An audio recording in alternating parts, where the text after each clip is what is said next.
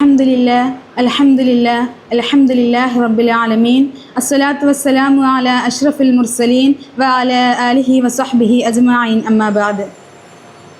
റബ്ബി ഇശ്റഹ് ലി സദ്രി വയസ്സിർ ലി അംരി വഹ്ലുൽ ഉഖ്ദതം മിൻ ലിസാനി യഫ്ഖഹു ഖൗലി വമാ തൗഫീഖി ഇല്ലാ ബില്ലാഹ്. വേദിയിലിരിക്കുന്ന ബഹുമാനപ്പെട്ട അധ്യാപകരെ, പ്രിയപ്പെട്ട സഹപാഠി സുഹൃത്തുക്കളെ, അസ്സലാമു അലൈക്കും വറഹ്മത്തുള്ളാഹി തആല വബറകാതുഹു. നാം ഇന്നിവിടെ ചർച്ച ചെയ്യാൻ പോകുന്നത് തഖ്വ അഥവാ സൂക്ഷ്മത എന്ന വിഷയത്തെക്കുറിച്ചാണ്. നാം ഏവർക്കും അറിയാം, അല്ലാഹു തആല ഒരുപാട് പ്രവാചകന്മാരെ ഭൂമിയിലേക്ക് അയച്ചിട്ടുണ്ട്. അവരെ ഭൂമിയിലേക്ക് അയക്കുമ്പോൾ ജനങ്ങളോട് സംവദിക്കാൻ വേണ്ടിയിട്ട് ഒരുപാട് കാര്യങ്ങളും അല്ലാഹു തആല പറഞ്ഞു കൊടുത്തിട്ടുണ്ട്. ആ കാര്യങ്ങളിൽ ഏറ്റവും പ്രധാനപ്പെട്ട ഒന്നാണ് തഖ്വ അഥവാ സൂക്ഷ്മത എന്ന വിഷയം. ഖുർആനിലെ വിവിധ സൂക്തങ്ങളിലായിട്ടും അല്ലാഹു തആല ജനങ്ങളെ തഖ്വയെക്കുറിച്ചിട്ട് വീണ്ടും വീണ്ടും ഓർമ്മപ്പെടുത്തിക്കൊണ്ടിരിക്കുകയാണ്.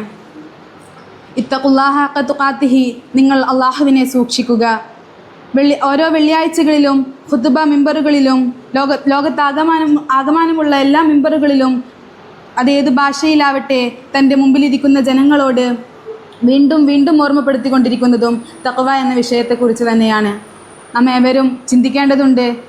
ഓരോ പ്രവർത്തികൾ ചെയ്യുമ്പോഴും അള്ളാഹു അത് കാണുന്നുണ്ട്, നാം അള്ളാഹുവിനെ സൂക്ഷിക്കേണ്ടതുണ്ട് എന്ന ചിന്തയോടുകൂടെയായിരിക്കണം നാം ഓരോരുത്തരുടെയും പ്രവർത്തനങ്ങൾ.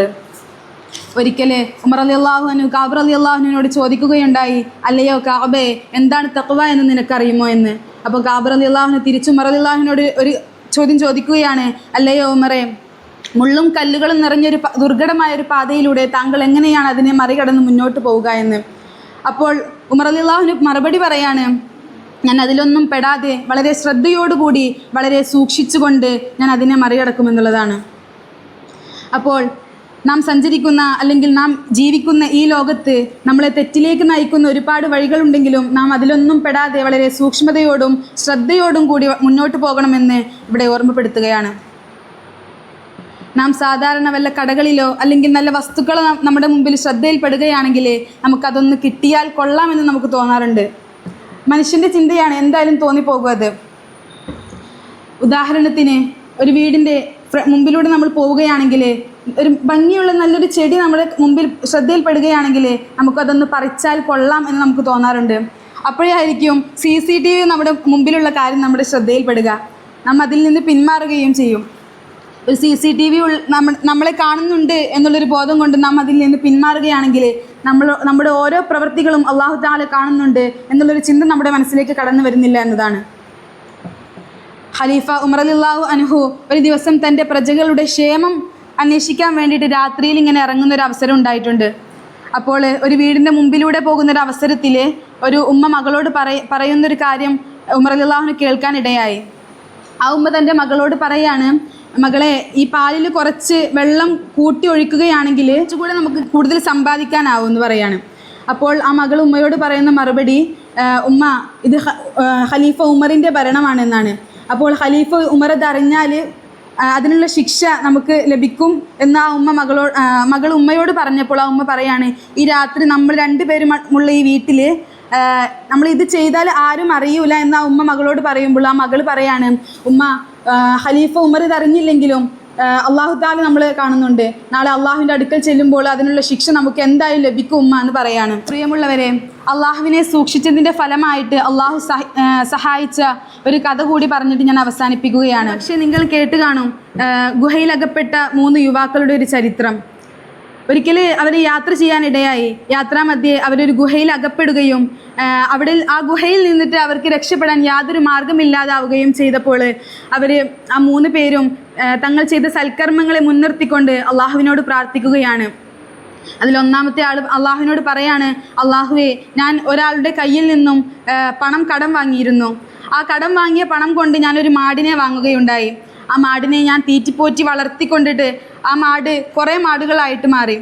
അങ്ങനെ ഒരിക്കൽ ഈ മാട് മേടിക്കാൻ കൊടുത്ത പണം കൊടുത്ത ആൾ ഇദ്ദേഹത്തിൻ്റെ അടുത്തേക്ക് വരികയും ഈ മാടിനെ ആവശ്യപ്പെടുകയും ചെയ്തപ്പോൾ, എനിക്ക് വേണമെങ്കിൽ ആ മാടിനെ മാത്രം കൊടുത്താൽ മതിയായിരുന്നു, പക്ഷേ ഞാൻ ചെയ്തത് അതിൽ നിന്നുണ്ടായ എല്ലാ മാടുകളെയും ഞാൻ അദ്ദേഹത്തിന് നൽകുകയുണ്ടായി. അപ്പോൾ അദ്ദേഹം അത്ഭുതത്തോടു കൂടി എന്നോട് ചോദിക്കുകയാണ്, ഞാൻ നിനക്കൊരു മാടിനെയല്ലേ തന്നത്, എനിക്കത് തന്നാൽ പോരെ എന്ന് ചോദിച്ചപ്പോൾ ഇദ്ദേഹം മറുപടി പറയാണ്, മാടിൽ നിന്നാണ് ഇത്രയും ആടുകൾ എനിക്ക് ലഭിച്ചത്, അതുകൊണ്ട് ഇത് നിനക്കുള്ളതാണ് എന്ന് ഇദ്ദേഹം പറയണം. അപ്പോൾ അള്ളാഹുവേ, ഞാനിത് ചെയ്തത് നിന്നെ സൂക്ഷിച്ചുകൊണ്ടും നിന്നെ ഭയപ്പെട്ടുകൊണ്ടുമാണ്. അതുകൊണ്ട് ഞങ്ങൾ ഈ പാറയുടെ ഉള്ളിൽ നിന്ന് ഞങ്ങളെ നീ രക്ഷിക്കണമെന്ന് അദ്ദേഹം പ്രാർത്ഥിക്കുമ്പോൾ ആ പാറ ഒരു അനക്കം നീങ്ങി കൊടുക്കുകയാണ്. രണ്ടാമത്തെ ആൾ പ്രാർത്ഥിക്കുകയാണ് അള്ളാഹുവിനോട്, അള്ളാഹു, എൻ്റെ കുടുംബത്തിലെ ഒരു പെൺകുട്ടിയെ എനിക്ക് വളരെയധികം ഇഷ്ടമാണ്. ആ പെൺകുട്ടിയോട് വളരെ മോശപ്പെട്ട ഒരു രീതിയിൽ എനിക്ക് ഇടപെടാൻ ആഗ്രഹമുണ്ട്. അപ്പോൾ ഒരിക്കൽ എനിക്ക് ആ പെൺകുട്ടിയോട് മോശമായിട്ട് ഇടപെടാനുള്ളൊരു അവസരം ലഭിക്കുകയുണ്ടായി. അപ്പോൾ ഞാൻ അവളുടെ അടുത്തേക്ക് ചെന്നപ്പോൾ ആ പെൺകുട്ടി എന്നോട് പറയുകയാണ്, നീ അള്ളാഹുവിനെ സൂക്ഷിക്കേണ്ടതുണ്ട് എന്ന് ആ പെൺകുട്ടി എന്നോട് പറഞ്ഞപ്പോൾ ഞാൻ അതിൽ നിന്ന് പിന്മാറുകയും അതിൽ നിന്ന് പാശ്ചാത്തപിച്ച് മടങ്ങുകയും ഉണ്ടായി. അള്ളാഹുവെ, ഞാനിത് ചെയ്തത് നിന്നെ സൂക്ഷിച്ചുകൊണ്ടും നിന്നെ ഭയപ്പെട്ടുകൊണ്ടുമാണെങ്കിൽ അള്ളാഹുവെ, നീ ഈ പാറയുടെ ഉള്ളിൽ നിന്നും ഞങ്ങളെ നീ രക്ഷിക്കണമെന്ന് അയാൾ ദുആ ചെയ്യുമ്പോൾ ആ പാറയിൽ നിന്ന് ഒരല്പം കൂടി അത് നീങ്ങിക്കൊടുക്കുകയാണ്. മൂന്നാമത്തെ ആൾ ദുആ ചെയ്യുകയാണ്, അള്ളാഹുവെ, എനിക്ക് വൃദ്ധയാക്കപ്പെട്ട മാതാപിതാക്കളുണ്ട്. അള്ളാഹുവെ, ഞാൻ എത്ര നേരം വൈകിയാലും ഞാൻ അവരുടെ കൂടെയാണ് ഭക്ഷണം കഴിക്കാറുള്ളത്. ഒരിക്കലും ഞാൻ വീട്ടിലേക്ക് കടന്നു ചെല്ലുമ്പോൾ എൻ്റെ മാതാപിതാക്കൾ ഉറങ്ങുകയായിരുന്നു.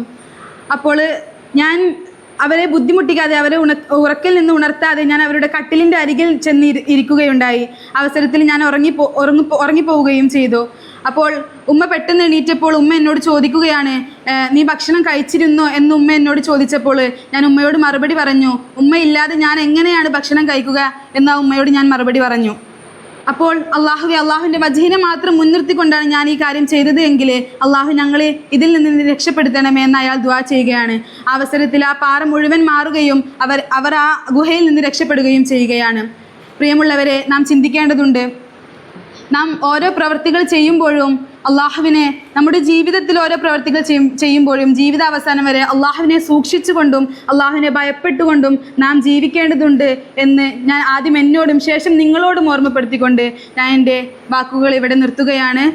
നാം ഏവരെയും അള്ളാഹു തആല മുത്തഖീങ്ങളിൽ ഉൾപ്പെടുത്തി മാറാകട്ടെ എന്ന് പറഞ്ഞുകൊണ്ട് ഞാൻ നിർത്തുകയാണ്. വാഖിർ ദഅവാനാ അൽഹംദുലില്ലാഹി റബ്ബിൽ ആലമീൻ. അസ്സലാമു അലൈക്കും വറഹ്മത്തുള്ളാഹി തആല വബറകാതുഹു.